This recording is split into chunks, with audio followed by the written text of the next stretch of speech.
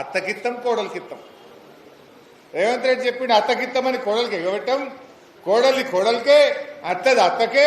ఇక ఇందిరమ్మ రాజ్యం వస్తే డిసెంబర్లో 4,000 పడతాయవ్వా అని డైలాగులు కొట్టిండు. ఎలక్షన్ల ముందేమో రజనీకాంత్, ఎలక్షన్లు అయినాక గజనీకాంత్ అయిపోయిండు రేవంత్ రెడ్డి. అంత గజనీకాంత్ మాటలు అర్థమైతే లేదా పబ్లిక్? అవ్వకు లేదు, కోడలకు లేదు. ఉన్న 2,000 కూడా ఓ 2 నెలలు ఎగ్గొట్టిండు నడుము. ఇట్లా 4,000 గురించి మాట్లాడుతూనే లేడు.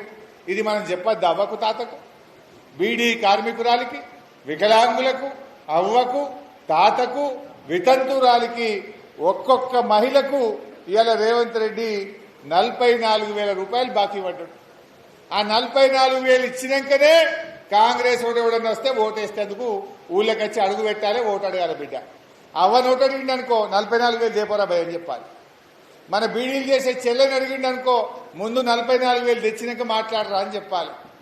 లేదా తాత దగ్గర పోయిండు అనుకో నువ్వేమన్నావు అవ్వకిత్తా తాతకిత్తా అన్నావు, నాకు ఇచ్చినావు కేసీఆర్ ఇచ్చిండు, మరి అవ్వది తెచ్చినాకనే మాట్లాడరా అని చెప్పాలి.